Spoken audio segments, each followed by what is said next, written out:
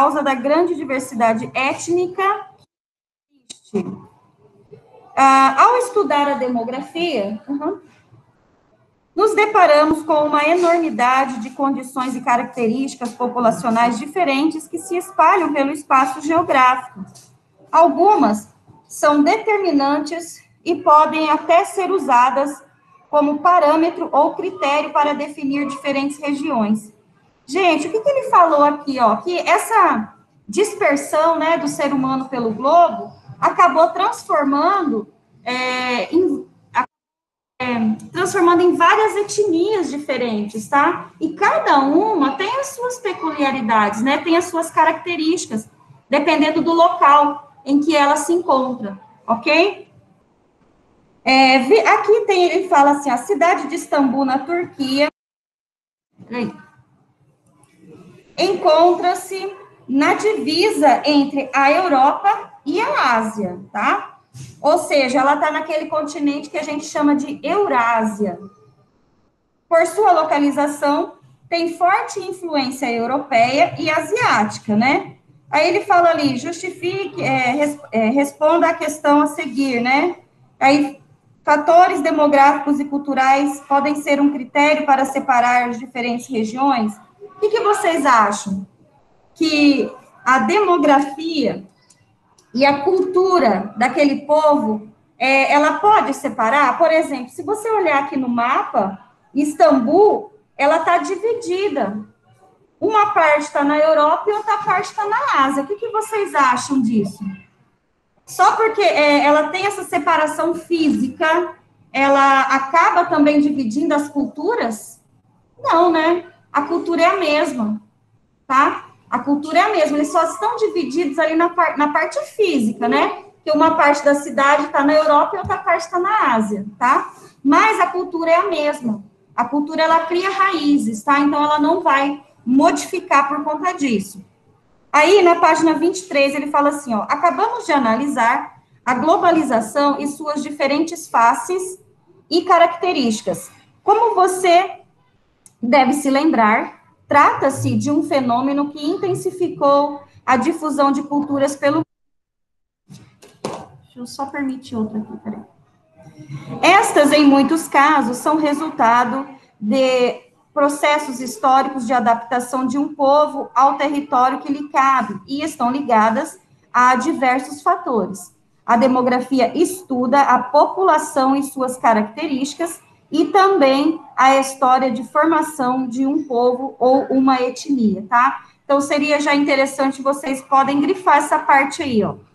A demografia estuda, né, a população e as suas características e também a história de formação de um povo ou uma etnia, tá? Então, essa parte é importante, vamos dar uma grifada nela aí, até eu vou dar uma grifada aqui, deixa eu achar o marca-texto. Achei.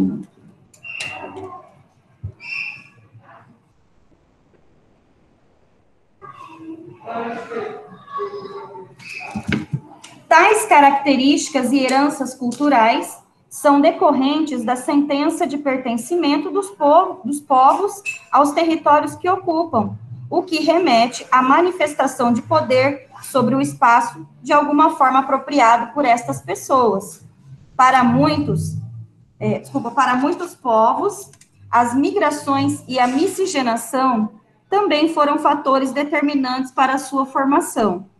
O contato entre diferentes povos foi, na maior parte dos casos, palco de conflitos, porque está diretamente ligado à posse sobre um território e também à perda de identidade cultural.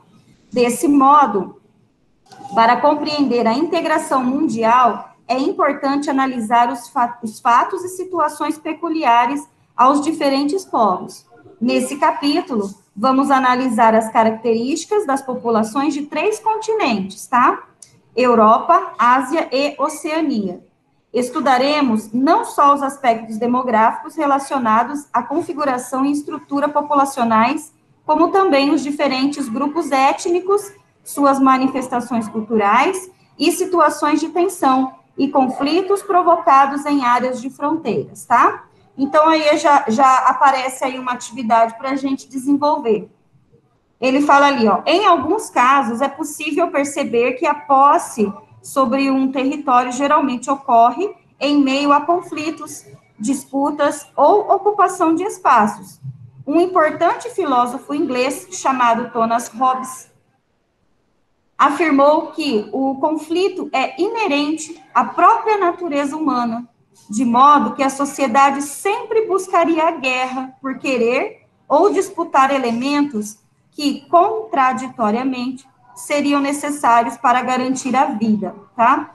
Aí ele fala ali, as ideias de Hobbes poderiam ser aplicadas a que tipos de disputas ou conflitos territoriais na atualidade, tá?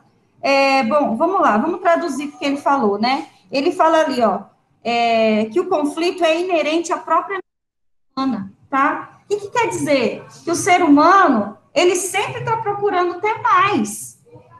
E nem sempre o que ele procura, ele vai obter de forma pacífica. Porque às vezes ele vai querer usufruir de alguma coisa que não pertence a ele. Tá? Então, ele sempre vai estar buscando, né, obter algo, mas muitas vezes através de conflitos, tá? E a questão territorial, hoje a gente vê bastante, vocês fizeram, né, quem fez a tarefa, me enviou, o Carlos também não fez, né, Carlos? Também não me enviou a tarefa, hein? A gente viu, vocês viram, né, na tarefa de vocês, a questão da Síria, que eu pedi para vocês consultarem. A Síria já tem vários anos, né, que está em guerra, e ultimamente ela foi invadida, né, foi tomado o poder, né, da Síria, houve um golpe de Estado, né, lá na Síria, depuseram, vamos falar assim, os militares, né, depuseram quem estava no governo, tá, e aí criou um conflito maior ainda do que já tinha, tá. A gente tem outras regiões também, que é a questão da Palestina, que vive em guerra ali com Israel, por causa da cidade de Jerusalém. Então, olha só, são algo que as duas nações querem para si, mas elas não conseguem obter aquilo de forma pacífica. Ou seja, só estão tentando, né, conseguir para si, mas de forma violenta, infelizmente, tá? Isso a gente está vendo acontecer muito em vários territórios. O Oriente Médio, infelizmente, acontece muito. E a gente vai ver isso, tá?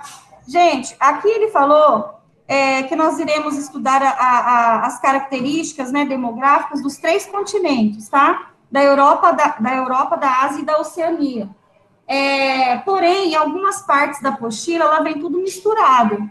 Ela não vem separada, agora é só a demografia da Europa, ou é só a demografia da Ásia, ou só da Oceania, tá? Às vezes elas se misturam. Então, assim, vamos começar, vocês vão ter que começar a prestar um pouquinho mais de atenção, tá? A se focar um pouquinho mais, senão vocês vão se confundir na hora de obter aí as respostas. Então, vamos lá. As ideias de Hobbes poderiam ser aplicadas a que tipos de disputas ou conflitos territoriais na atualidade, tá? Então, vamos lá, ó. Atualmente, já vou passar para vocês. Atualmente, vivemos em constante conflito. Bruno Mesa, presta atenção. Atualmente, vivemos em constante conflito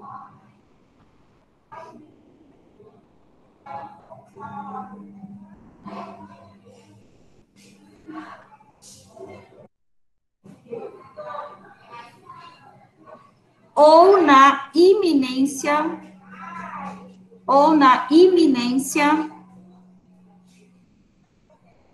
de conflitos por disputas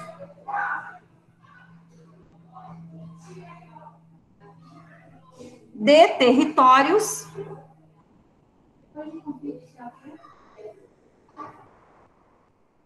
ou na iminência de conflitos por disputas de territórios e recursos naturais. Então, ele coloca ali, ó, atualmente vivemos em constante conflito ou na iminência de conflitos por disputas de territórios e recursos naturais, tá? Eu acabei de citar para vocês a questão da cidade de Jerusalém, né?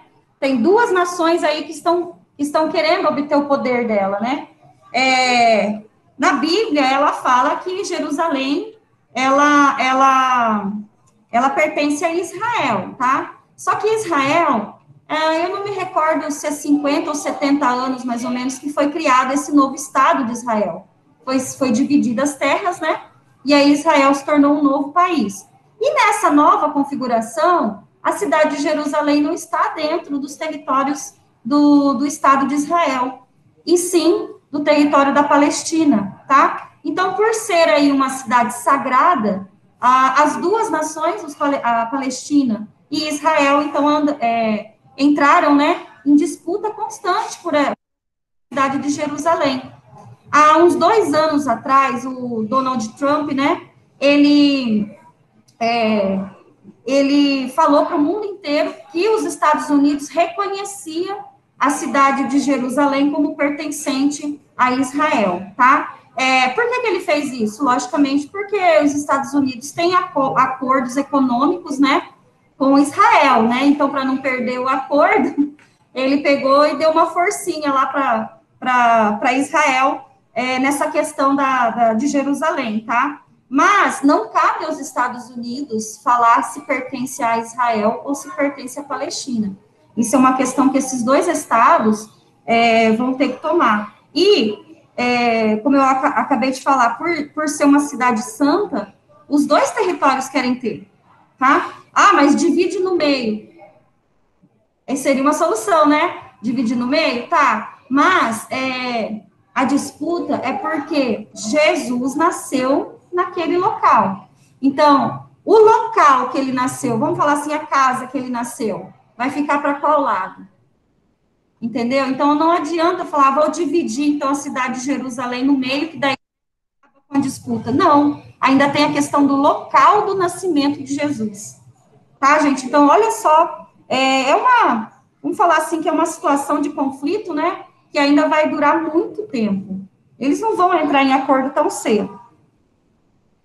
E aqui na questão 2, ele fala, na sua opinião, né, que atitudes deveriam ser tomadas pelas sociedades com o intuito de colaborar para a resolução de conflitos? O que você acha, né, que é possível, que atitude, né, que deveria ser tomada para evitar conflitos, então, né, bom, nesse caso, né, nesse caso de Israel e a Palestina, vocês acham que o que será que poderia ser feito, né? Eu falei a questão da partilha, né, da cidade, mas não iria resolver, tá? Não iria resolver. Qual outro método que vocês acham que eles poderiam utilizar para evitar conflitos? Lembrando, gente, que sempre quando tem áreas de conflito, quem que sofre nas áreas de conflito? A população, principalmente a população mais carente. No caso da Síria, né, que eu pedi para vocês pesquisarem, a gente vê que hoje a Síria é um dos maiores grupos de refugiados do mundo, que saem, né, de qualquer forma do país deles e procuram asilo em outro país. Oi? E muito nas cidades da Europa, principalmente na Espanha, tá? Teve muitos navios que foram direto carregados, né, de sírios, que foram para a Espanha. Teve até também há um tempo atrás, acho que uns 2 anos atrás, o rei da Espanha, ele mandou fechar todas as fronteiras, recusando a entrada de novos imigrantes. Por que ele fez isso? Ele fez isso porque ele é ruim? Não. Não, exatamente, não é nem questão de espaço físico, é questão de como que ele ia tratar dessas pessoas. Por exemplo, se o país dele já estava em crise, né, crise econômica, como que ele ia conceber, né, uma vida melhor para aquelas pessoas? Se ele não consegue dar conta nem da população dele, vai receber mais ainda? ia faltar tudo, né? Infraestrutura completa, tá? Para aquelas pessoas. Então, o que ele fez? Ele tomou essa decisão drástica, porque é difícil, né, você impedir uma pessoa de querer melhorar de vida. É difícil isso, né? Ainda mais para um líder, né? E ele teve que fazer isso. Mas ele fez isso em prol da população local dele, tá? Então, aqui no Brasil, a gente tem bastante, né, refugiados, principalmente vindos da Venezuela. Aqui mesmo na nossa cidade, você vai aí no centro da cidade, todo semáforo, gente, tem um venezuelano com cartaz na mão pedindo ajuda. Aí você fala, nossa, por que a pessoa não procura emprego? Às vezes até procura, mas como ele não fala o nosso idioma, né, ainda fala tudo enrolado, não tem conhecimento de como é o nosso sistema aqui, e pela falta de emprego mesmo, né, porque falta emprego até para a nossa população daqui de Campo Grande, imagina para dar emprego para outros de fora. Então, a situação é difícil, né, lembrando, gente, que tem muitas dessas pessoas, tanto lá nos sírios, né, a gente está falando deles, ou aqui, os venezuelanos, tem alguns que são formados, tá, tem ensino superior, e aí vem para cá com uma mão na frente e outra atrás, porque eles largam tudo, tá? Pega uma troca de roupa, uma mala pequena e sai. É a mesma coisa lá, tá? Desses outros refugiados aí do Oriente Médio. Deixa eu ver aqui se a apostila, acho que ela não traz para a gente uma resposta definida, mas vamos ver aqui. Eu coloquei aqui o seguinte, ó, é importante, coloca aí na número 2, tá? É importante a convivência,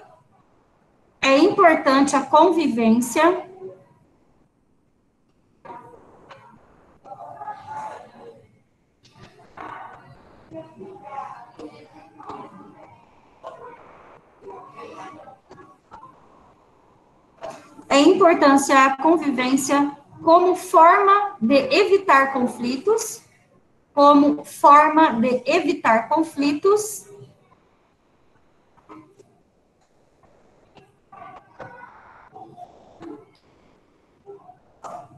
vírgula, tanto locais quanto globais.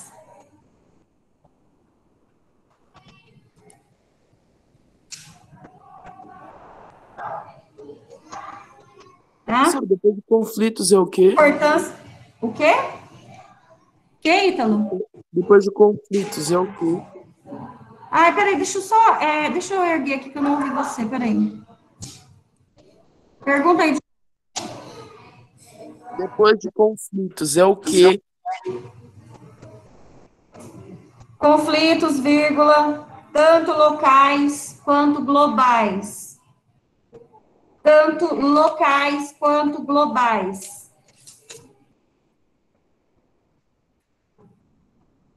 Virando a página, na página 24, aí a gente vai falar, então, sobre os aspectos demográficos do continente europeu, tá? Ali a gente está vendo uma parte, né, aí nesse mapa político da Europa, a gente está vendo uma parte da Rússia. Lembrando que a Rússia é o maior país, né, do planeta, tá? E está dividido em 2 continentes. Uma parte está, menor parte, né, na Europa e a maior parte na Ásia, tá? Então, a gente está vendo aí a parte europeia da Rússia, ok? E os outros países que fazem parte da mesma. Então, olha lá, o continente europeu abrange uma área de mais de 10 milhões de quilômetros quadrados. Embora, geologicamente, possa ser considerado uma península asiática, sua história e seu desenvolvimento socioeconômico o colocaram em destaque no espaço geográfico mundial, tá? Então, a gente tem ali as capitais com as estrelinhas, né, marcadas, os países, né, ali também, e as linhas que acabam demarcando cada um desses países. A condição atual da população europeia, no que se refere tanto aos laços culturais quanto às condições sociais e econômicas, é fruto de um longo processo histórico, mas também de eventos que ocorreram recentemente. Vamos estudar a configuração da população europeia, suas características sociais e econômicas. O continente europeu apresenta a seguinte densidade demográfica, a segunda, desculpa, maior densidade demográfica entre os continentes, com uma média de aproximadamente 75 habitantes por quilômetro quadrado. A população absoluta ultrapassa 750 milhões de habitantes, tá? Então, veja na tabela a seguir os países mais populosos e mais povoados. Ali nós temos a Alemanha em primeiro, deixa eu só baixar aqui o meu celular, eu esqueci, daqui a pouco ele vai, se ele toca aí, né? Com aproximadamente 81 pessoas, né, por quilômetro quadrado, e a gente tem... esses dados de 2017, né? Depois temos a França, Reino Unido e Itália, consequentemente. Logo depois, a gente tem ali também Mônaco. Olha ali, gente, a população relativa de Mônaco dá 25.969 pessoas por quilômetro quadrado. É muito, não é? Só que você tem que ver que Mônaco também, gente, é um tiquinho de nada, tá? Eu vou até ver aqui quantos quilômetros quadrados tem em Mônaco. É bem pequenininha mesmo.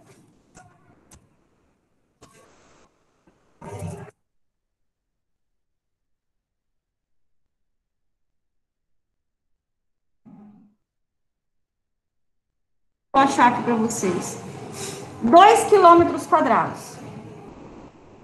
Tá? É bem pequeno, ok? 50 mil pessoas. Aí você divide o total da população, né? Pela quantidade do território. Aí você vai obter quantas pessoas por quilômetro quadrado que vai ter, que é a densidade demográfica daquele local, tá? Então, aí, no caso, Mônaco, né, tem tudo isso de gente por quilômetro quadrado, porque ela é muito pequena, tá? Só tem 2 quilômetros quadrados. Depois a gente tem o Vaticano também é pequenininho. Quer ver? Ó, vou colocar aqui. Vaticano. Tem menos de 500 metros quadrados, tá? Tem 440 metros quadrados. Menos de 1 quilômetro. É uma vila, a gente pode falar que é uma vila, tá? Que é bem pequenininha, é um quarteirão, né? Vamos falar que é um quarteirão. Quer ligar aí? Liga ali. Porque não vou ligar o ar e falar que não vai adiantar mesmo, né? Então... Depois a gente tem o país de Malta, com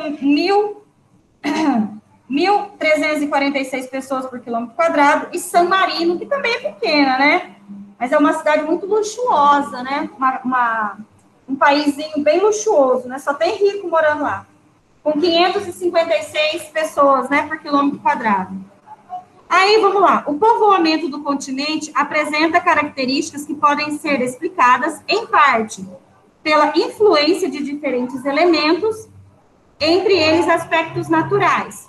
Observe o mapa a seguir e compare-o ao mapa político da Europa da página anterior. Então, vamos lá. Esse segundo mapa aí, ó, da página 25, ele está separado por coloração, não é isso? Ai, esqueci de colocar esse negócio. Já tô com calor, já vou ficar com mais ainda. Ai, Jesus. Aí nós temos o mapa, então, da densidade demográfica de 2015, né? Então, já passou alguns anos aí. Quanto mais escuro tiver no mapa, quer dizer o quê? Mais pessoas por quilômetro quadrado, então, tem naquele local, tá? Vamos dar uma olhada ali? Aqui ele traz também, né, ó, a Bélgica, né? Entre a Alemanha e a França, a Bélgica ali, e Países Baixos, com alto índice, né, de pessoas por quilômetro quadrado. Vamos ver outra localidade depois dela. Aí tem outras várias, mas as mais escuras são essas, né, Bélgica e Países Baixos. Aí depois entra ali entre 120 e 270 pessoas por quilômetro quadrado, a Alemanha, Polônia, a República Tcheca, Suíça, Itália, Moldávia, Reino Unido, tá? Aí, vamos lá. as atividades aí no caderno, tá? Identifique ao menos... Ai, gente, ó, nem precisa fazer no caderno, porque é tão curtinho, a não sei que vocês queiram, tá? Fazer no caderno aí, porque dá para responder ali. Ele fala assim, ó, identifique ao menos 2 países com elevada densidade demográfica, acabei de falar, né? E 2 países com baixa densidade demográfica, tá? Dá para vocês fazerem essa daí. Vamos lá, vou esperar um pouquinho. Só separa aí, alta densidade, né? Coloca lá 2 países, depois baixa densidade, coloca os outros 2 países. Essa é na questão número 1. Bruno Mesa?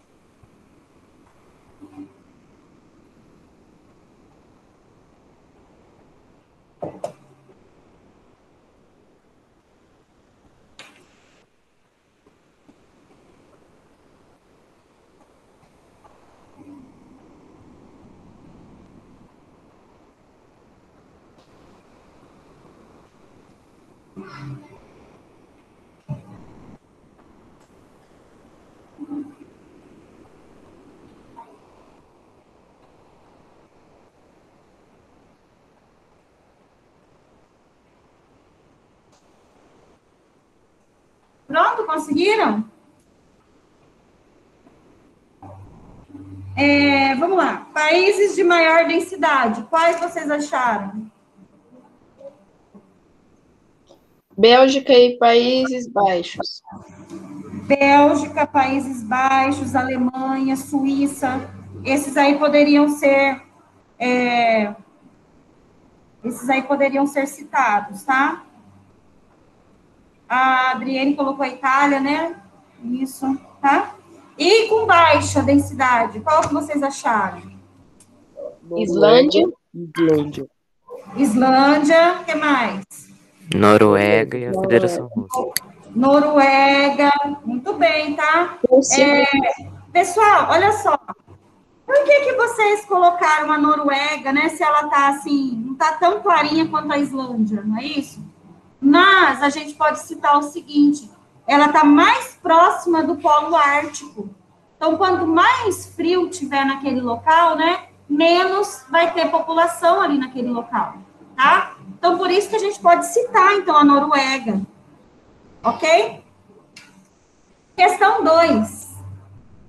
Compare o mapa da densidade demográfica com o mapa de climas e responda as questões a seguir. Cadê esse mapa de clima? Expectativa de vida. Não tem mapa de clima.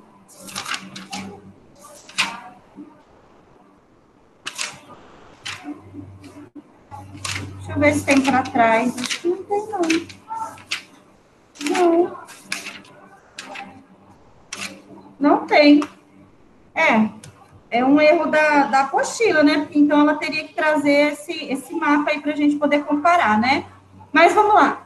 Ele fala assim, quais são os tipos de clima predominantes nas regiões em menor densidade demográfica do continente? Então, essa aí eu vou falar para vocês, tá? Mas eu acabei de falar ali também, mais ou menos, né?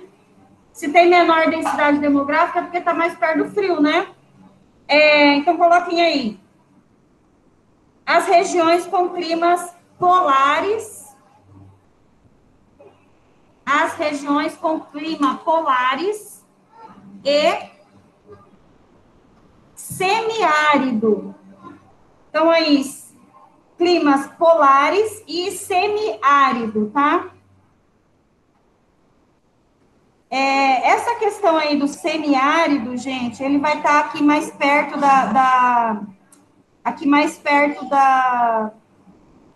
do Mar Negro ali, mais ou menos, tá?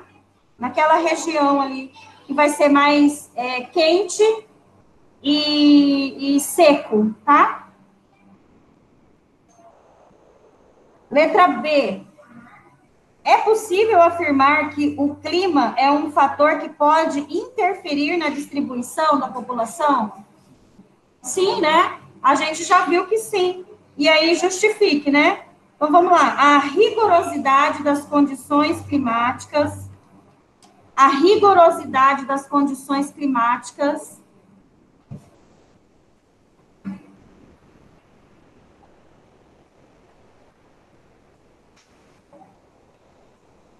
Condições, professoras? A rigorosidade. Vou tirar um pouquinho aqui para entender, tá? A rigorosidade das condições climáticas.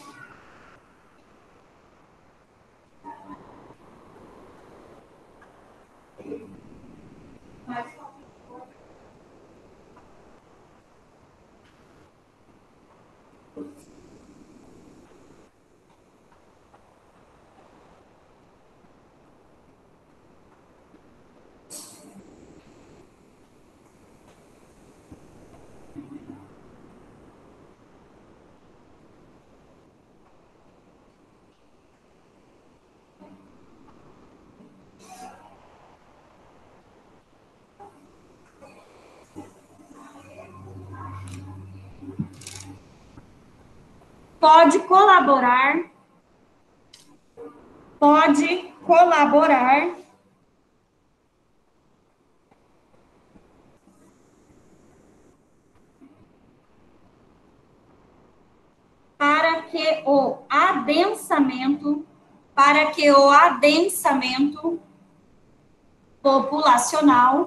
para que o adensamento populacional, se perdeu, Adriane?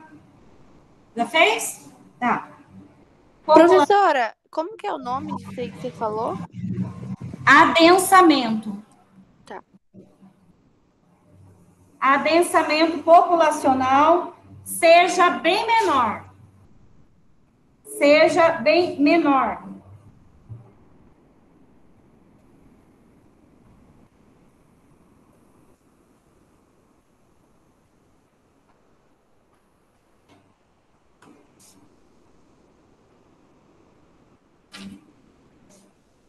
Página 26, tá? Conforme mencionamos anteriormente, o continente europeu apresenta elevada população absoluta, bem como grande diversidade de idiomas e culturas em um território relativamente pequeno. Apesar da grande diversidade de idiomas que há no continente, podemos destacar a existência de três principais grupos linguísticos, dos quais vários idiomas se ramificaram.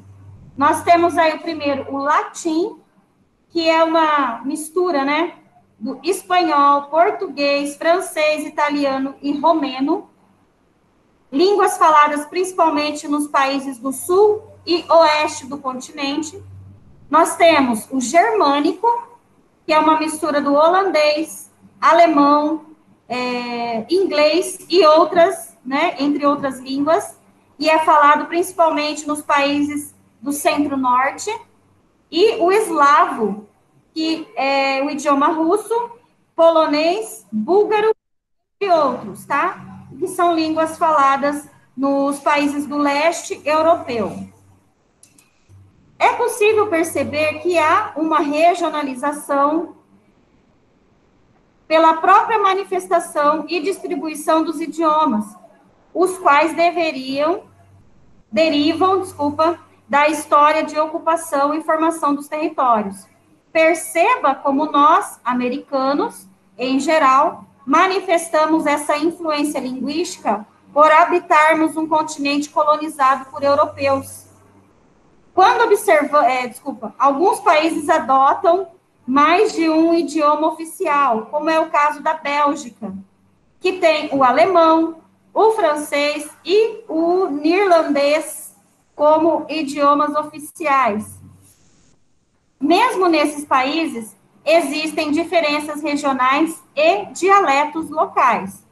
Quando observamos imagens de culturas locais tradicionais, ou manifestações folclóricas dos países, talvez seja possível pensar que esse tradicionalismo está presente em todas as partes do mundo. De fato, na atualidade, grandes cidades se mostram muito mais pluriétnicas se comparadas com as cidades menores e mais rurais do continente, onde, por outro lado, as tradições culturais em geral e linguísticas em particular se encontram mais preservadas. A gente já tem outra atividade para fazer. Analise o mapa conceitual e responda as questões propostas, tá? Então, a gente tem aqui, ó, grupos linguísticos da Europa. Primeiro, o eslavo, que está no leste da Polônia, tá? Depois, o germânico, ao norte, e o latim, ao sul e na Itália, tá? Aí ele coloca, os grupos linguísticos europeus poderiam ser utilizados satisfatoriamente como critérios para a regionalização do continente? E aí justifique, tá, as respostas.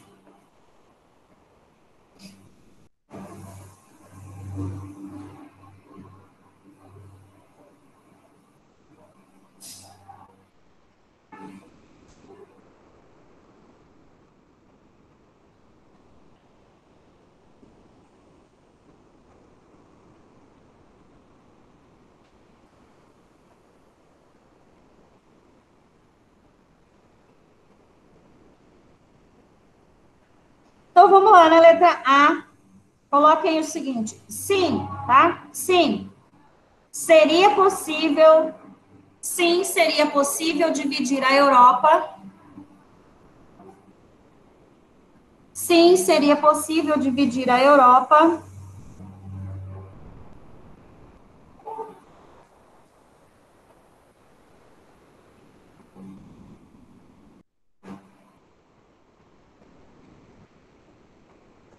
em três grandes regiões,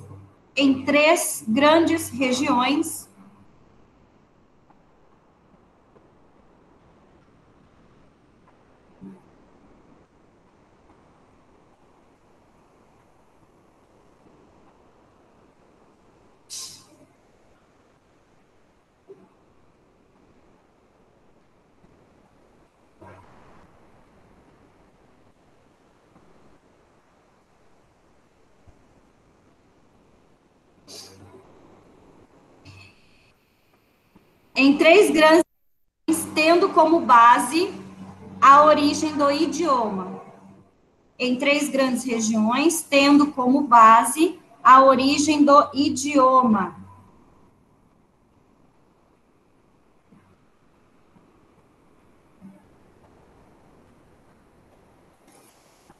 Professora, tem que começar a repetir essa questão?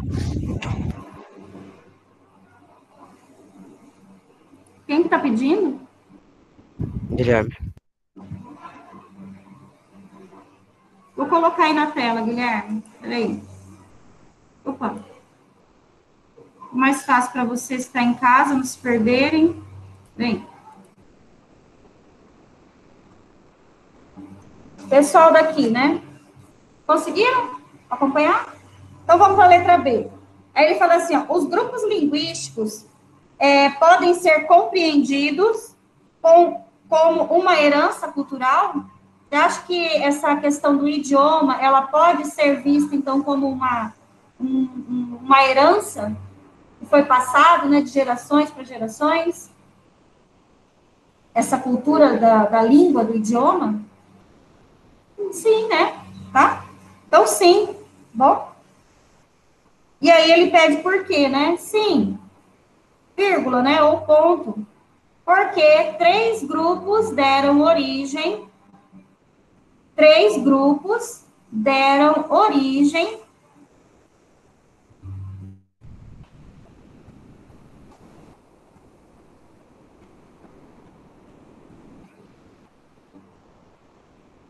a vários e diferentes idiomas, a vários e diferentes idiomas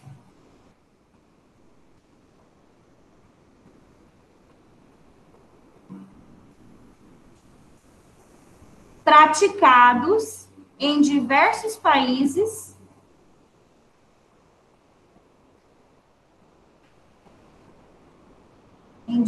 praticado em diversos países do continente e fora dele. Do continente e fora dele. É o caso que aconteceu aqui com a gente, né? A gente fala a língua latina. E a língua latina é o quê? É uma junção, né, do português e do espanhol, tá? Então, a gente recebeu essa herança aí dos nossos colonizadores. Questão C. Além do idioma, cite ao menos outros dois elementos da cultura imaterial que podem ser considerados como herança cultural. Além do idioma, né?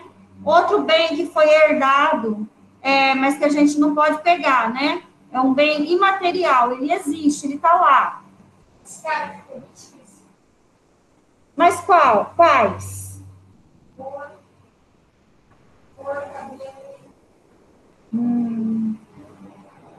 Aí você fala da raça, né?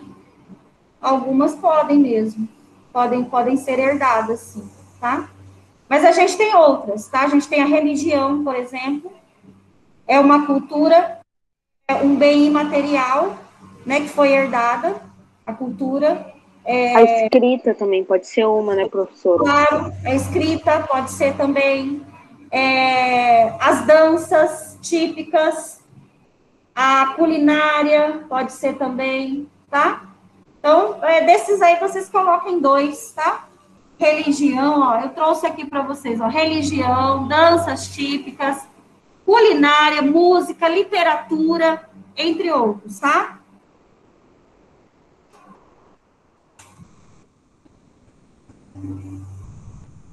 Tudo bem até aí? Tudo tranquilo? Sim, Pessoal, prestem atenção, pessoal de casa também, me responde, senão eu vou colocar falta, hein? Vou fazer a chamada, vou começar pelo nono ano A, Auane. Vou só colocar que hoje é dia 26, né?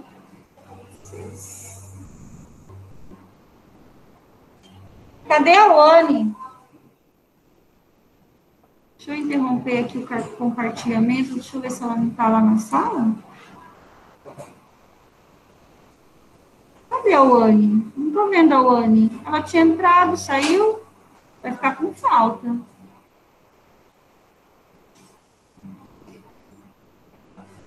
Não respondeu, vai estar com falta. Carlos está aqui. Guilherme está ali.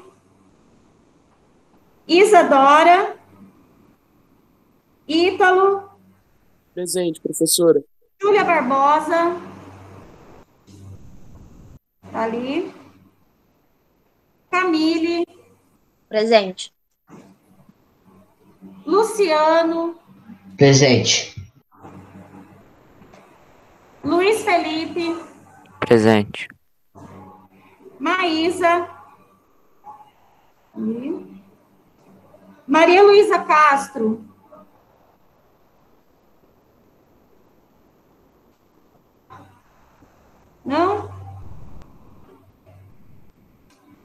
Miguel, ali. Rafaela Gonçalves.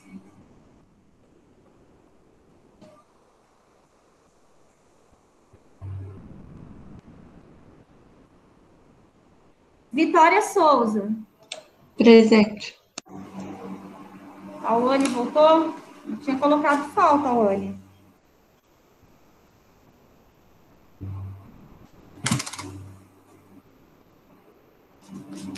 Nono ano B. Adriene, está aqui. 26. 2. Adriene. Ana Júlia. Presente. Bruno Mesa. Presente. Bruno Terrazas. Presente. Emily. Presente. Felipe.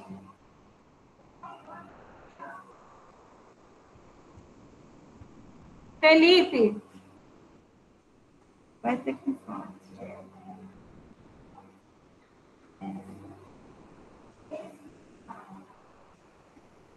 Gabriel. Gabriel Trindade.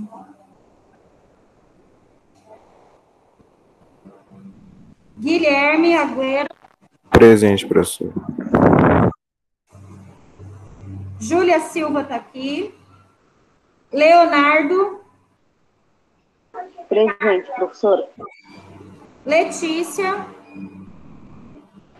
Presente. Maria Jordão. Presente. Maria Mecenas. Matheus Moraes. Presente. Nicolas.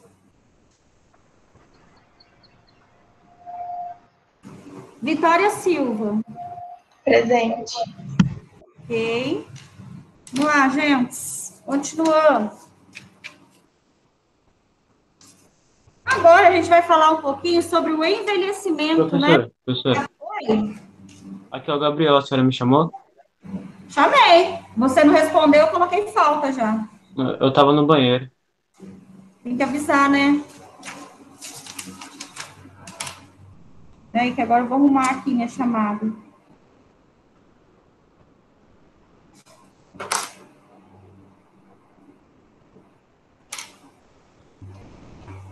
E o Felipe? Felipe Gabriel, tá aí? Não, então. Aí nós vamos falar, então, sobre o envelhecimento da população, tá? Da Europa, também conhecida aí como o Velho Continente.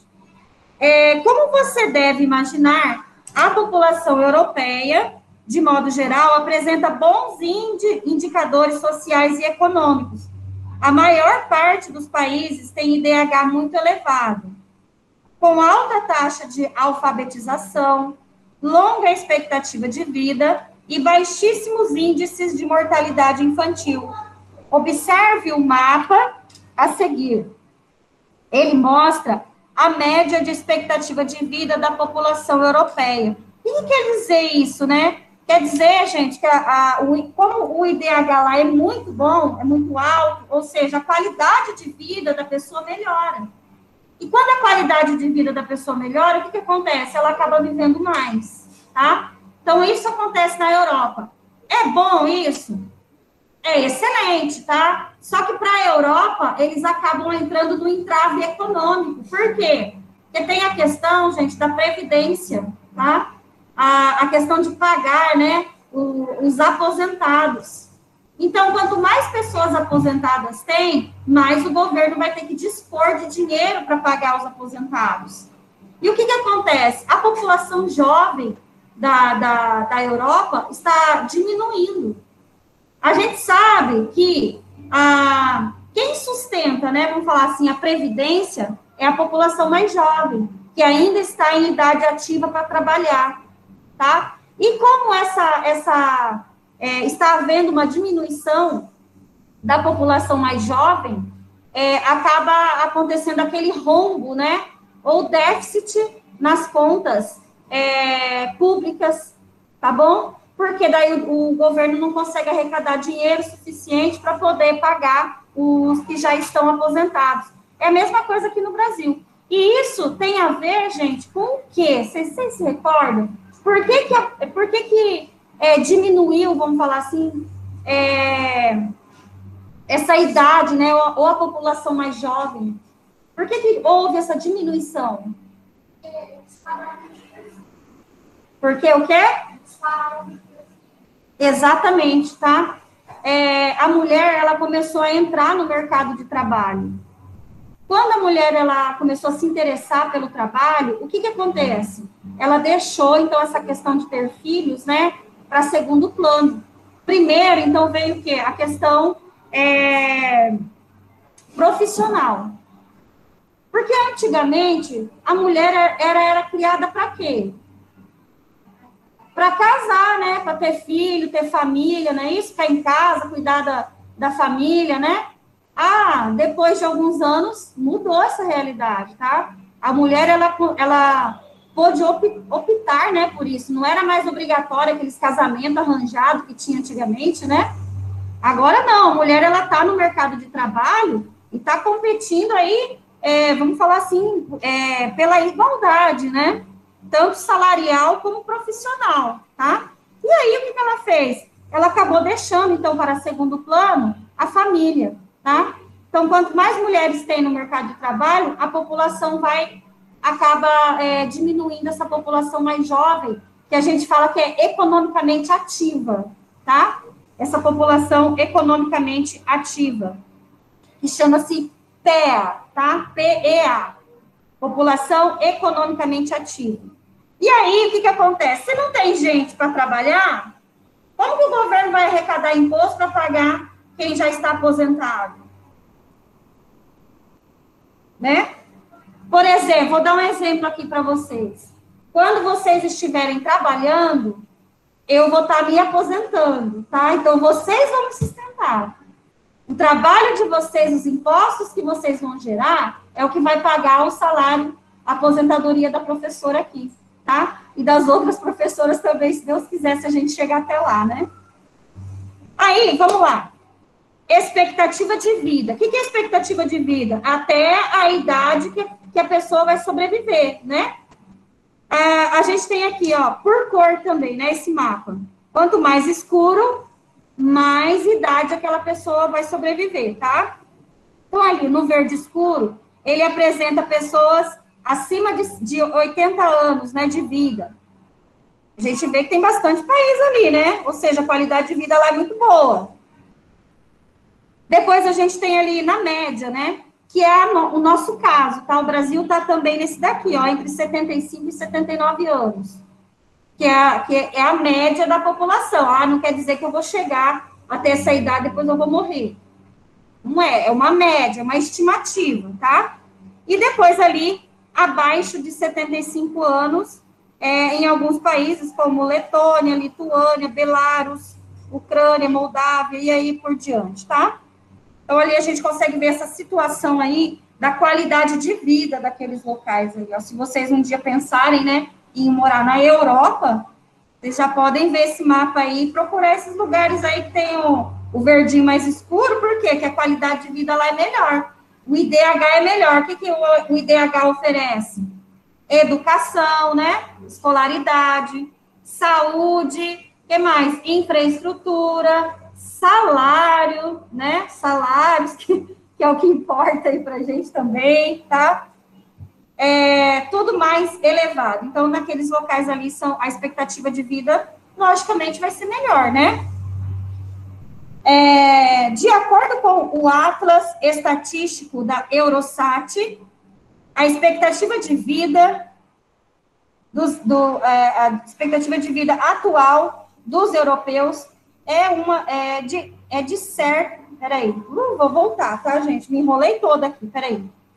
De acordo com o Atlas Estatístico da Eurostat, a expectativa de vida atual dos europeus é de cerca de 81 anos.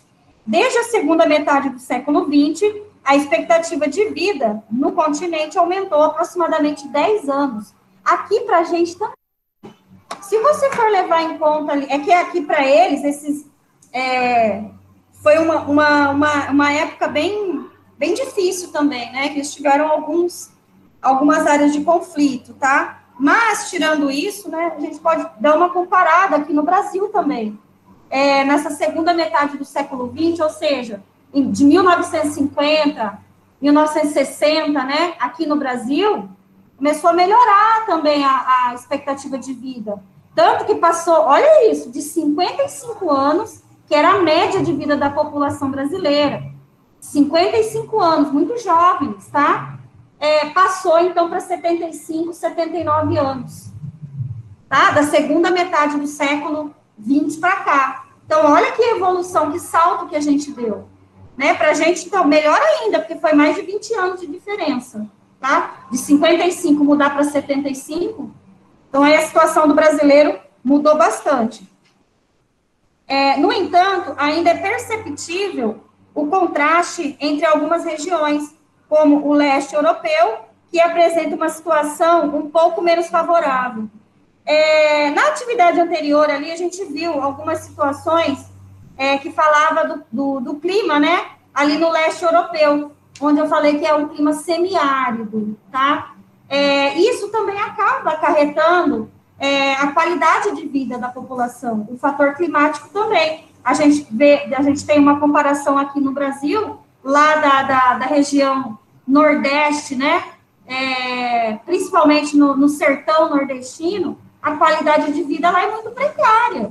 Ou seja, aquela população dali da nossa região nordeste, ela vai viver bem menos do que uma pessoa que vive, por exemplo, no sudeste, na região de São Paulo, Rio de Janeiro, tá? Tirando a violência, né, que tem nesses locais, mas quando a gente fala em qualidade de vida, são situações totalmente diferentes, e é a mesma coisa que acontece aqui, lá na Europa. O leste, então, europeu, né, por causa também de condições climáticas, tá, a gente tem que levar isso em consideração, acaba sendo menos elevada, né, a qualidade de vida lá, consequentemente, a população vive menos, tá?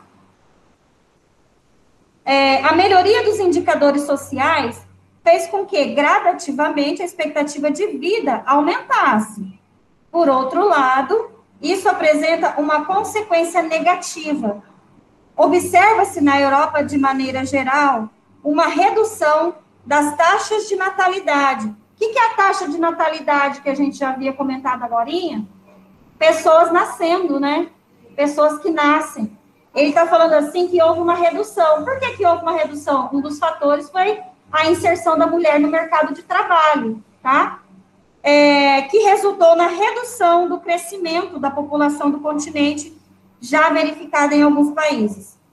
A combinação desses fatores está diretamente ligada ao envelhecimento da população. Olha isso que a gente vai ver aí do outro lado, essas pirâmides etárias. Gente, olha como essas pirâmides estão totalmente irregulares, né? Totalmente desbalanceada, né? E a gente vai ver aqui, ó. Observe os gráficos da estrutura etária da Europa de 1950, do ano de 2000, e uma estimativa, né, para 2050. Perceba que existe uma perceptível redução da população mais jovem. O que é isso? É a base da pirâmide, a parte de baixo. Olha só como que ela afunilou de 1950 para 2000, né? E aí ele fala assim, cadê? Peraí. Perceba que existe uma perceptível redução da população mais jovem na base da pirâmide, enquanto as camadas superiores, especificamente a partir dos 60 anos, têm crescido proporcionalmente muito mais. Então, enquanto uma população mais jovem vai diminuindo, a população mais velha vai crescendo, tá? De forma proporcional. Adriane, você quer comentar? Entendi? Vai, pode ir, tá? Então, gente, vamos comparar essas pirâmides, que é uma coisa de louco, né? Olha como que vai ficar em 2050. Gente, isso aqui, ó, essa projeção para 2050, o que pode acontecer nesses países em 2050? O sistema financeiro deles, né, a economia deles pode quebrar. Porque não vai ter como sustentar tudo isso, se não tem pessoas jovens para ir repondo, né, esse dinheiro, né, que o governo precisa, esses impostos que o governo precisa, tá? Então, 1950, só lembrando, ó, mulher vive mais que homem, tá? Bom, a gente já sabe disso, né? Mas por que a mulher, gente, ela não precisa ficar doente para se cuidar? A mulher, ela não precisa ficar doente para ir no médico. A mulher se cuida. Ela vai regularmente no médico, mesmo que não precise, tá? Ela vai fazendo todos os procedimentos que a mulher precisa fazer, ela vai. Ela torna isso uma rotina. Já o homem, não. O homem, o que ele faz? Ele vai, se estiver nas últimas, né? Tomar uma injeção, então, nem se fala, né? Então, assim, o homem, ele só procura o médico, gente, quando ele já tá na fase final aí de alguma doença, entendeu? Ou ele tem medo. Eu tenho um tio meu, é uma coisa incrível, gente. Ele parou, ele foi fumante a vida toda.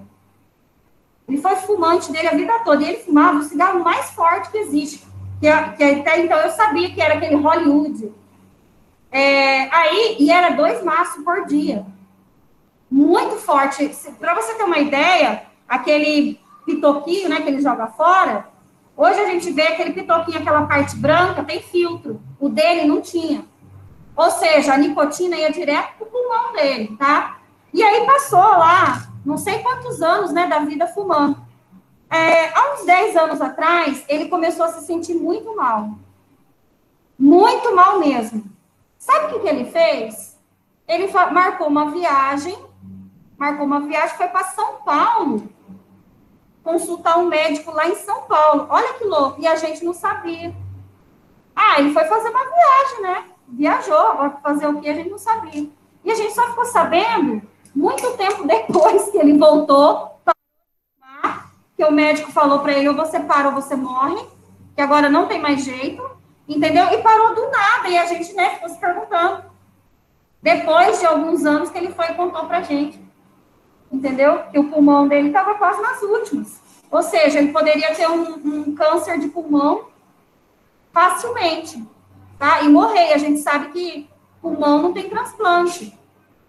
Não tem, entendeu? Morre, tá? Então, aí, e olha só, precisou chegar numa certa, né, altura da vida para poder tomar uma atitude. Então, por isso que o homem vive menos. Fora os riscos, né, que os homens, eles acabam... Por isso que eu falei. Tem outros riscos. A gente pode falar de atividades, né, de algumas atividades em que o homem, ele não tem medo de colocar a vida dele em risco, né? Muitas atividades dessas esportivas mesmo, posso falar, tá? Que cai, quebra o pescoço, ou, sei lá, vai fazer alguma outra coisa. Sabe Deus, né? O que se passa? Igual, eu faço a mesma coisa, o homem fala assim, nossa, eu queria ser, né, alguma coisinha dentro do cérebro da mulher para saber o que a mulher pensa. E a gente, mulher, também fala a mesma coisa. Tá? A gente também não sabe o que se passa na cabeça de homem, né? Nunca vai saber, né? Isso é um mistério para os dois lados, tá? Então, aí a gente consegue perceber, em todas as 3 pirâmides etárias, que a mulher, ela acaba vivendo mais que o homem, tá? A mulher acaba vivendo mais. E, gente, vou falar uma coisa. Esse resultado dessas pirâmides aqui que a gente está vendo depende exclusivamente de quem modificar ela, da mulher, tá? É a mulher que está fazendo tudo isso daqui modificar. Por quê? Porque só a gente pode conceber a vida a outra pessoa, né? Ainda na medicina o homem não pode. Então, para mudar isso daqui, é só a mulher, tá? E a mulher, hoje, ela quer o quê? Trabalhar. Ela quer carreira profissional, ela quer ascensão profissional. Depois ela pensa aí, né, na família, né? e em geração de filhos. Tem mulher que consegue. Tem mulher que consegue, como que fala? Colocar os dois numa mesma linha. E consegue levar direitinho. Mas a grande maioria não pensa dessa forma, tá? Então, por isso que há essa modificação enorme, né? Nessa faixa etária aí, ó, nessa pirâmide de faixa etária.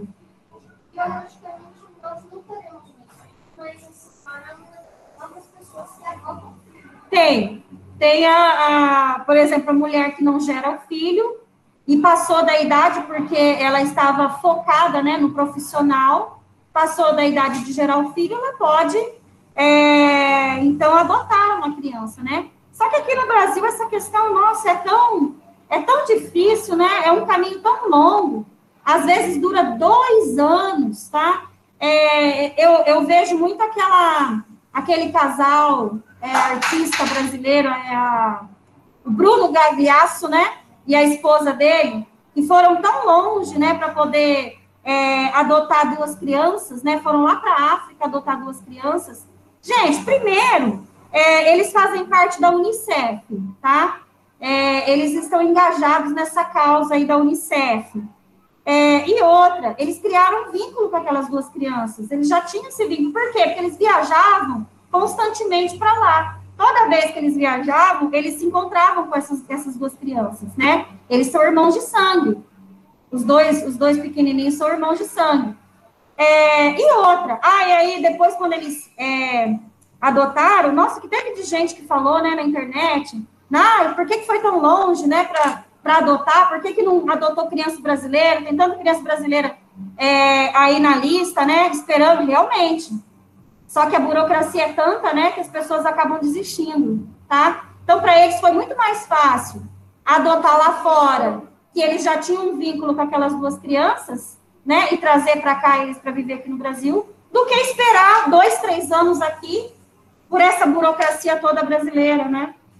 Mas, vamos lá. Alguém quer falar alguma coisa? Discutir alguma coisa? Não? Continuando, então. Embora... Negativo, professor. Oi? Negativo, professor. Tá. Embora decorra de bons padrões de vidas alcançados, o envelhecimento da população europeia também pode ter algumas consequências negativas, como, em última instância, a redução da população economicamente ativa. Lembra que eu falei do PEA, né? PEA, população economicamente ativa, tá? Que é aquela pessoa que está apta a trabalhar, que recolhe impostos, que o governo, então, pega aquele impostos para fazer manutenções, então, aí no sistema público. Impactando a arrecadação de impostos, fato já verificado em alguns países. A gente vai ver o caso da Grécia, tá? Que está na Europa e que a gente vai falar um pouquinho sobre crises, né, que aconteceu na Europa, justamente por causa disso.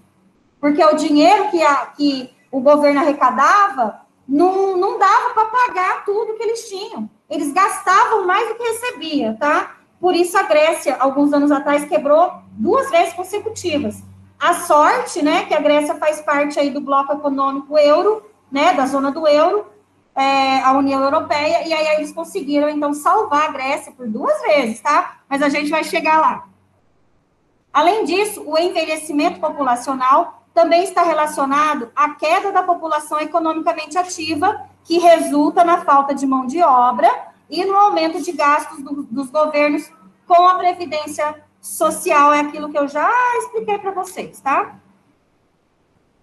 O envelhecimento da população europeia vem causando certa preocupação também nas autoridades responsáveis pelos planos de desenvolvimento da agricultura.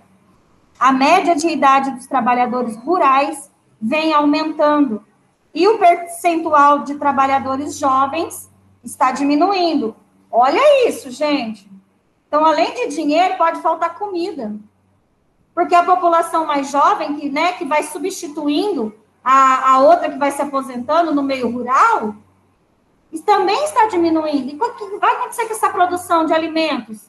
Vai acabar diminuindo. E não vai ter condições de suprir toda a população. o que mostra que os mais novos não estão se interessando por atividades voltadas ao espaço rural, mesmo em comunidades mais tradicionais. Isso pode representar um problema no futuro, em razão da falta de produtores rurais. Aí a gente tem ali um gráfico, né, em forma de pizza, que fala assim, ó, distribuição etária dos agricultores europeus. Então, olha aí, 31%, a maior parte, né, 31%, tem mais de 65 anos. Ou seja, estão próximos da aposentadoria. Quem vai suprir esses 31%? Vai fazer muita falta, né, se não tiver ninguém. Aí depois tem as outras classes ali de idades, tá? Olha ali, de menos de 35 anos, gente, só 6% de pessoas. Só 6%. Na próxima página, já é a última, né? Nossa, foi rápido. Diante de tudo isso, a tendência de aumento da expectativa de vida da população europeia fez com que alguns países adotassem reformas trabalhistas com medidas para elevar a idade mínima para a aposentadoria, como forma de reduzir os gastos do governo com o setor previdenciário. Tais medidas, geralmente impopulares, causam revoltas e manifestações em diversos países, como as que ocorreram na França e na Grécia a partir de 2010. Fatos semelhantes também desencadearam manifestações no Brasil em 2017, tá? Aí aqui do lado tem lá, ó, manifestantes franceses protestam contra alterações na reforma trabalhista do país na cidade de Nantes em 2016. Gente, alguém quer ir tomar uma água? Tomar uma água e ir no banheiro? Aqui, na sala, alguém? Vai, pode ir. Eu só vou aqui no banheiro lavar meu rosto, porque aqui tá muito quente. E eu vou lavar minha mão que tá suando. Só um pouquinho, eu já volto, pessoal. Nossa, tô com muito calor. A mão começa a suar. E aí sai o. Esqueci o nome do ácido e come a. Ácido úrico. Ácido úrico.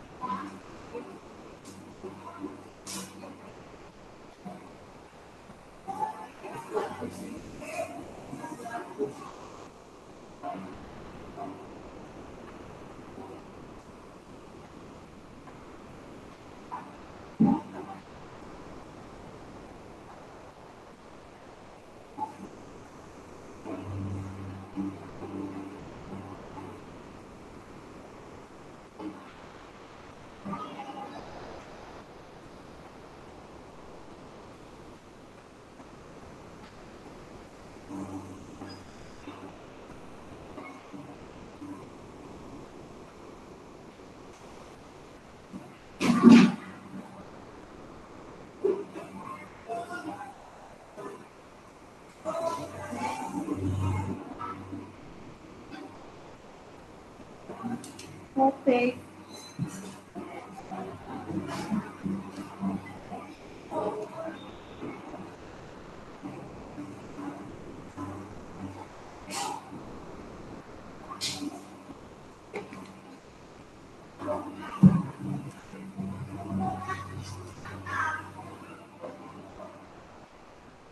Vamos lá, gente. Ui. Até aí ficou dúvidas? Tudo tranquilo? Pessoal de casa, tudo tranquilo? Sim, professora. Tá, então vamos lá. Aí nós temos ali um fragmento dessa notícia, né, que fala do protesto que houve lá na Grécia pela reforma da Previdência, tá? Eu vou explicar isso aqui que aconteceu, tá, para vocês. Gente, o que acontece, ó? O que o governo gasta, né? Qual que é a quantia que o governo gasta, né? Para pagar, vamos falar assim, os seus funcionários públicos, tá? Eu vou colocar aqui, ó, como que estava a situação da Grécia. Vê se vocês conseguem ver aí de caso quadro, tá?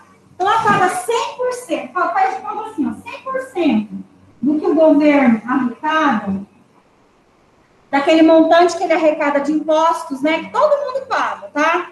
Olha, você vai lá no mercado, compra lá pão, R$3 de pão, pede a nota fiscal, você já vai ver lá embaixo, né, do valor discriminado, o tanto que você está pagando de imposto, tá? Então, toda vez que você compra alguma coisa, tira a nota fiscal, você está pagando imposto. Tudo que a gente compra que tem nota tem imposto, tá? Então, de 100% do que ele arrecada, eu estou falando lá da Grécia, tá? Cerca de, olha quanto que ele gastava só para pagar funcionário público, tá? É uma estimativa. Então, olha só, de 100% que ele arrecadava, de todos os impostos, 75% era só para pagar funcionário público. Aí, o que sobrava para ele? 25%. E esse 25% era distribuído em segurança, educação, o que mais? Infraestrutura e outras coisas. Não dá. Você está vendo como que a conta não estava batendo? Faltava dinheiro. Aí, a Grécia ia quebrar? Obviamente. Se não tem dinheiro para sustentar o país inteiro, que é mais da metade do que ele ganha para pagar funcionário público. Então, a conta não ia bater mesmo, tá? Então, vamos lá. Vamos ler aí a reportagem. Um pedacinho dela, né? Contra a reforma. Por que o povo estava lutando contra a reforma da Previdência? Por que contra essa reforma aqui? Porque ele queria diminuir isso aqui, ó. Ele precisava fazer isso aqui, diminuir a quantidade de funcionário público que ele tinha que pagar. Mas não é o certo. Hã? Não é o certo. É o certo, porque ele não tem tanto dinheiro assim, porque tudo que ele arrecada vai para pagar funcionário público, vai sobrar o quê para o resto da população? Né? Então aí, só que assim, depende da população, porque a maioria era funcionário público. Logicamente que eles iam ficar contra, né? Mas vamos lá, ó. Em dia de protestos, Grécia aprova reforma da Previdência, tá? Esse daí foi em junho de 2016. Protestos nas ruas, aí eu vou tirar um pouquinho, gente. Protestos nas ruas e greves marcaram o dia da votação no parlamento grego, que aprovou um pacote de medidas de austeridade, que inclui a reforma da Previdência e aumento de impostos, em troca de mais recursos da União Europeia e do Fundo Monetário Internacional para socorrer o país. Então, olha só, a União Europeia e o FMI só iam tirar, então, salvar, vamos falar assim, né, a Grécia de quebrar, se, em troca, eles fizessem isso que a União Europeia e o FMI queriam, que é o quê? Enxugar a máquina pública, que é diminuir os gastos com funcionário público, tá? Então, aí tem por exemplo, eu não vou emprestar dinheiro para você se eu sei que se você não diminuir os seus gastos, você não vai conseguir me pagar de volta. Eu vou emprestar dinheiro para você dessa forma? Se você não diminuir seus gastos, é óbvio que eu não vou fazer isso. Porque eu quero receber meu dinheiro de volta, tá? Então, é isso que eles fizeram. Eles criaram essa austeridade aí, então, tá? Eu te dou uma coisa, você me dá outra em troca. Aí, todo mundo fica num acordo, tá? Então, foi isso que eles fizeram. Cadê? Manifestantes atiraram, olha aí, manifestantes atiraram bombas contra a polícia, que revidou com gás lacrimogêneo. As medidas foram aprovadas por 153 votos a favor, frente a 144 contra, tá? Então, olha, foi bem acirrada, né, a votação. O projeto aprovado pelos parlamentares ontem, dia 7 de junho de 2016, prevê medidas de austeridade que somam 5 bilhões e 400 milhões de euros, né?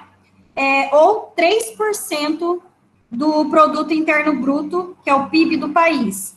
As mudanças incluem a reforma no sistema de aposentadorias e o aumento de impostos. As contribuições para a Previdência aumentarão consideravelmente, haverá cortes de benefícios mais elevados e será instaurada uma aposentadoria nacional de 384 euros para quem trabalhou 20 anos. Tá? Então, eles tiveram que fazer isso. A União Europeia, juntamente com o FMI, eles emprestaram dinheiro 2 vezes para a Grécia, tá? A primeira vez que eles emprestaram foi um ano antes disso aqui acontecer. Foi em 2015, tá? Emprestou dinheiro para salvar a Grécia que estava quebrando. Só que o que a Grécia fez? Continuou a mesma coisa. Continuou gastando mais do que arrecadava para pagar funcionário público. Aí, o que aconteceu um ano depois? Quebrou de novo. Quebrou o país de novo, porque não tinha dinheiro agora nem para pagar os funcionários públicos e nem para pagar o empréstimo que eles tinham feito, começar a pagar, né, o empréstimo que eles tinham feito da União Europeia e do Fundo Monetário Internacional. Aí, o que aconteceu?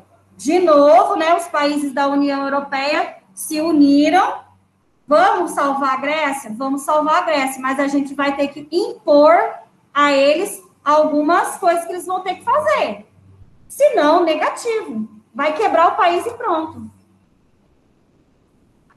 Conseguiram, então, fazer isso, tá? Então, na segunda tentativa, né, emprestaram mais dinheiro para a Grécia. A Grécia se comprometeu, então, a reduzir os custos com o funcionário público, tá? Para poder, assim, equilibrar as contas. Agora, eles estão até tranquilos um pouco, tá? Mas, para você ver, a população foi contra. Foi contra, tá? Porque aumentou o imposto, diminuiu o valor da aposentadoria, enxugou a máquina pública, ou seja, mandou bastante gente embora, exonerou, extinguiu cargos, né? Tá? Teve que fazer isso. Aí vamos lá na atividade, é a nossa última atividade do dia. Ele fala assim, ó, quais fatores demográficos justificam a iniciativa dos governos para aumentar a idade para a aposentadoria? E no caso da Grécia, que outros fatores estavam associados a essa iniciativa?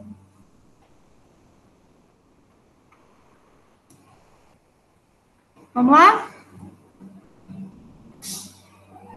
Deixa eu ver como é que eu coloquei aqui.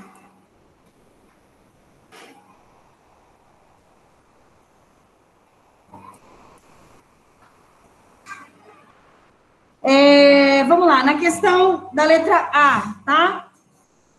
O aumento,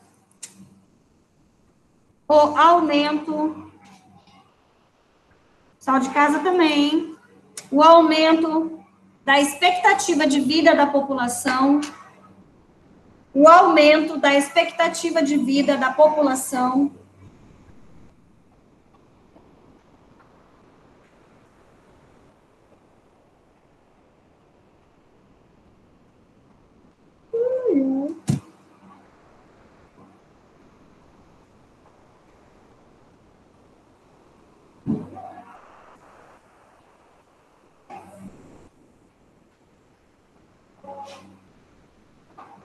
Ah.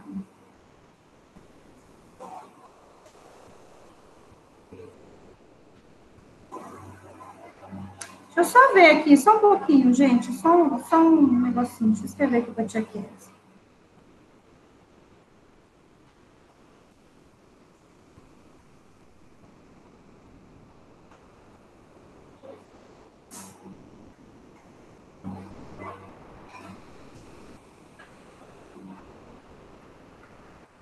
Tá.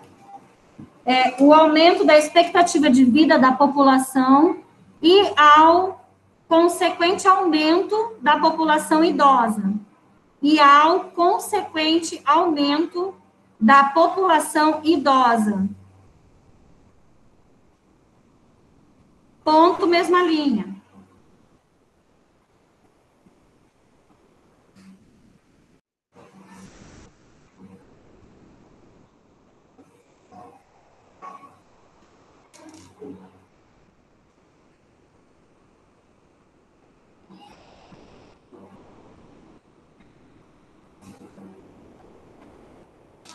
No caso da Grécia, vírgula, no caso da Grécia, vírgula,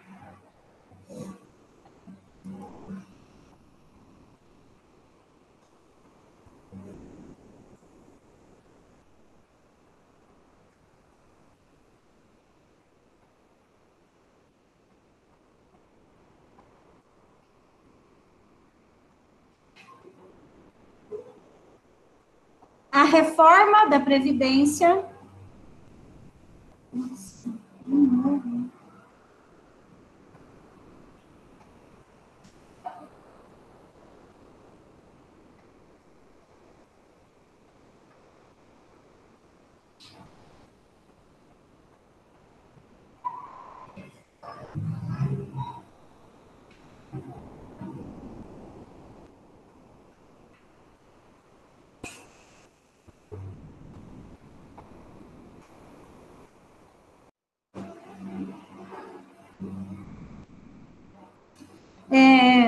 A reforma da Previdência estava associada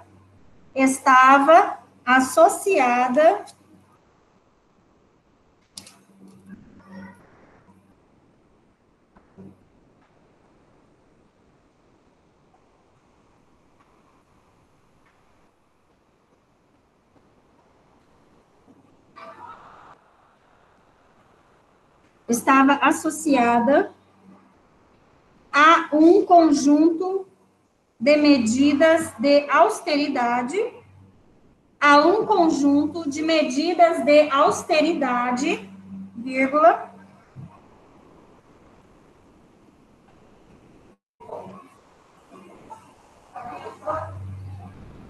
Conjunto de medidas do quê? austeridade.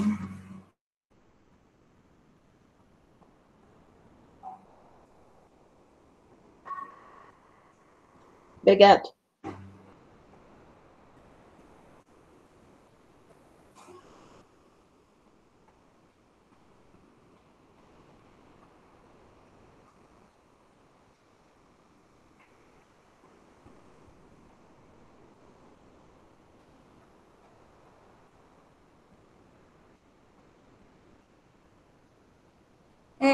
Austeridade, vírgula, ou seja, vírgula.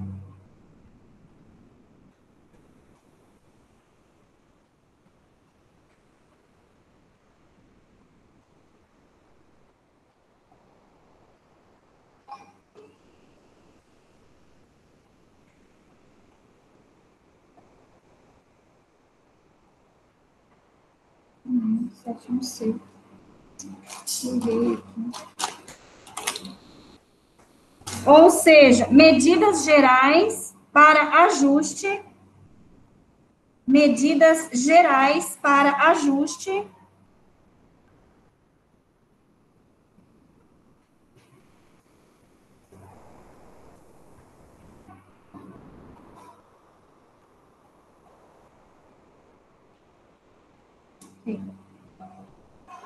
Medidas gerais para ajuste da economia grega como um todo.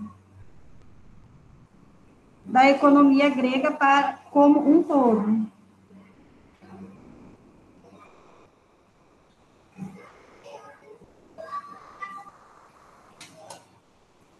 Meu Deus. Aí temos a letra B, tá? Na letra B, ele fala assim: uma situação semelhante a essa também pode ocorrer no Brasil? Também ocorre, né, no Brasil? E justifique. Deixa eu ver o que eu coloquei aqui, peraí. Tá, vamos lá. As recentes tentativas... Não, professora. Oi? A resposta da pergunta é sim ou não? Uma situação semelhante a essa pode ocorrer? Sim. Pode sim, tá? Sim. As recentes tentativas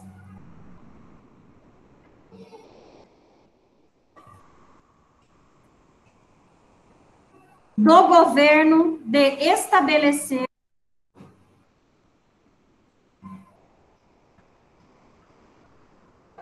as recentes tentativas do governo de estabelecer a reforma da Previdência. Ponto na mesma linha.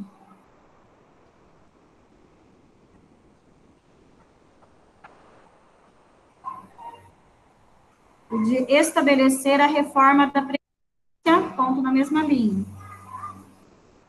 Uma análise mais consistente,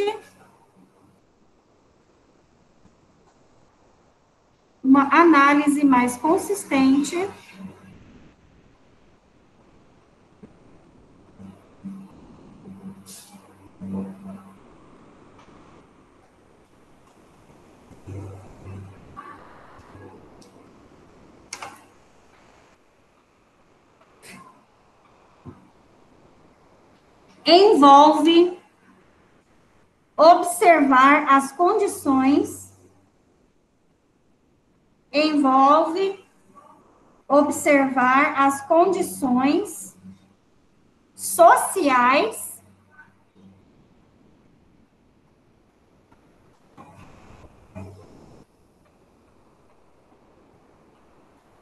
e econômicas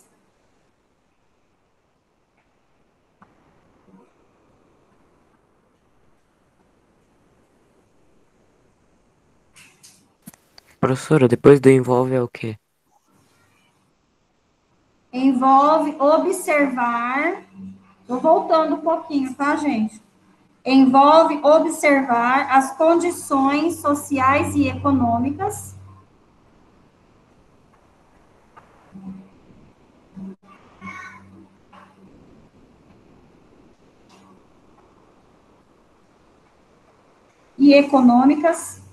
dos países para entender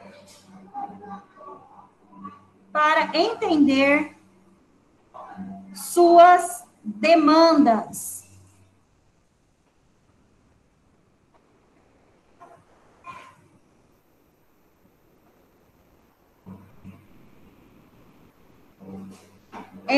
Aqui, que nem a gente estava falando agorinha, né? A situação do Brasil mudou, né? Da metade do século passado para cá, né? Lá no ano de 1950, 1960, mudou bastante a situação da expectativa de vida do Brasil. Pulou aí, né, de 55 para 75, 79 anos a expectativa de vida. quer dizer que melhorou as condições de vida aqui no nosso país, tá? Só que isso tem um preço. Tem um preço a se pagar, né? Consequentemente, essa melhora de vida vai ter mais população idosa no país.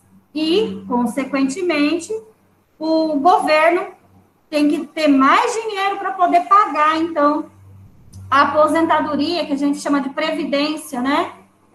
Para essa população, então, que tem que se aposentar. O governo é obrigado a pagar. Por quê? Porque essa pessoa, ela trabalhou a vida toda contribuindo, né?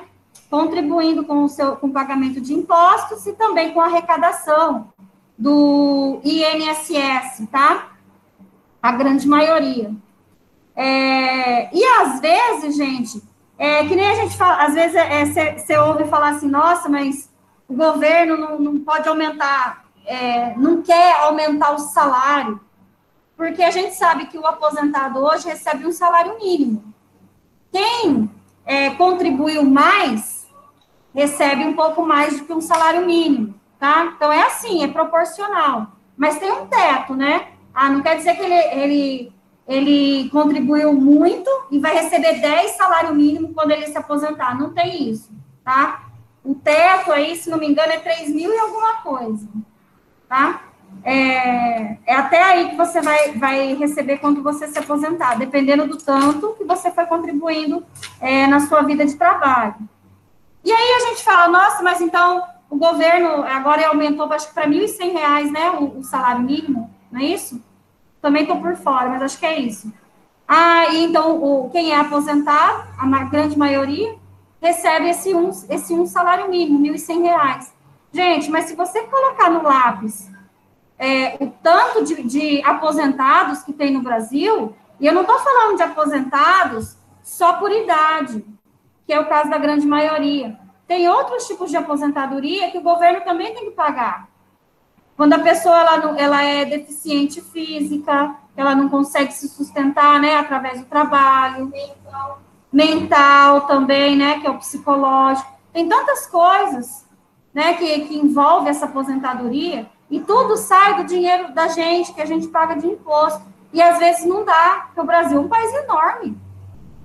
Tem 5.570 municípios. Agora, você imagina o governo federal distribuir dinheiro para tudo isso de município, e fora o tanto de população. Fala, Adriane. Não, mas por mês, semana. É mensal. É mensal, ele recebe por mês, tá? Por mês. E assim, eu estava vendo esses dias uma notinha lá, uma reportagem, né? Eu não li ela inteira, não. Mas aí tá, segundo os economistas, né? Um economista brasileiro, ele fez o cálculo, né? De como que a pessoa ela poderia viver praticamente bem, tá? No Brasil, qual que seria o salário mínimo que ela deveria receber para poder viver bem? Essa pessoa, quando eu falo assim, é pessoa idosa, tá? Por quê? A pessoa idosa tem muito mais gasto que a gente. Eles vivem doentes, gente, a imunidade é muito baixa, tem que gastar dinheiro comprando remédio, medicamento. E a maioria dos medicamentos que eles usam não tem na rede pública, no SUS, para eles pegarem, tá? Então, assim, aí, ó, mais da metade do salário deles é só para pagar remédio. Aí, e quem mora de aluguel? Aí tem que comprar gás, tem que pagar energia, tem que comprar água, pagar água, né? Fora vestes, né? Tem que ter calçado, tem que ter roupa para vestir. Olha só o tanto de coisa, comida. Um salário de R$1.100, vocês acham que hoje dá? Quanto que tá um bujão de gás? Está quase R$100. Por aí. Aluguel. Quem mora de aluguel não paga menos de R$500. Água e luz. A luz a gente sabe que já está um absurdo e vai subir mais. Vai subir mais. Tá? Então, só aí, só de fazer as continhas. E esse economista, gente, ele colocou no papel, então, todos esses gastos básicos, não é nada supérfluo, tá? Tudo coisa básica. Para uma pessoa sobreviver bem no Brasil, ela tinha que ganhar mais ou menos R$4.100. Ou seja, 4 vezes mais do que esse salário mínimo que recebe hoje. E o máximo que ganha na aposentadoria é só 3 mil, professora. Uhum. Tá? Então, olha só para você ver como que é a realidade da situação do povo brasileiro. E a gente não sabe se dava para colocar mais, né? Se dava ou se não dava, porque a gente não tem acesso a essas contas públicas, né? Se dava para receber, se dava para aumentar um pouco mais o salário, não sei. Mas a questão é que hoje o brasileiro, ele não fecha o mês com dinheiro. Não fecha. Você recebe hoje para pagar a conta. Nada sobra. Por isso que pobre não tem cultura, né? A gente fala, eu sempre falo isso porque é verdade. Você já viu o preço do ingresso de cinema? Quando a gente estava podendo ir, era R$25 no mínimo. O ingresso de cinema. E um livro? Um livro bom para você comprar é R$50. Quanto que pobre tem cultura, gente? Não tem mesmo, né? É isso, gente. Ficou dúvidas? Semana que vem, então, ó, hoje não tem tarefa, né? Não vai ter tarefa, porque semana que vem é semana de prova, tá? Semana de prova. A nossa tá marcada para a próxima sexta-feira. Estudem, tá? Pessoal de casa também, gente. Por favor de estudar, que são questões elaboradas, tá? Não vai achar essas questões da internet para você responder, não, viu? Então, faça favor de estudar aí, que eu sei muito bem que vocês têm outra tela aí, né? Que abre para poder consultar a pergunta. Vocês acham que o professor não sabe? Oh, meu Deus, santa ingenuidade de vocês. Envolvia essa forma, em vez do aluno, era do FUSP. Em vez do aluno puxar para ela, colava. Ai, meu Deus do céu. É uma coisa assim que vocês acham que vocês enganam, mas vocês não enganam ninguém, né? Então, olha só. Nós terminamos um pouquinho antes, então, tá? Podem sair. Se ficou alguma dúvida? Se não ficou dúvida, tchau, até semana que vem, tá? Tchau, pro. Tchau. Tchau, tchau. Até semana que vem, pessoal. É. Pode sair, Bruno. Ítalo, Miguel, pode sair todo mundo. Agora que o senhor vai ver como estava na aula, tem uma escola. Não, sempre escreva no método de aula. Pronto, saiu todo mundo.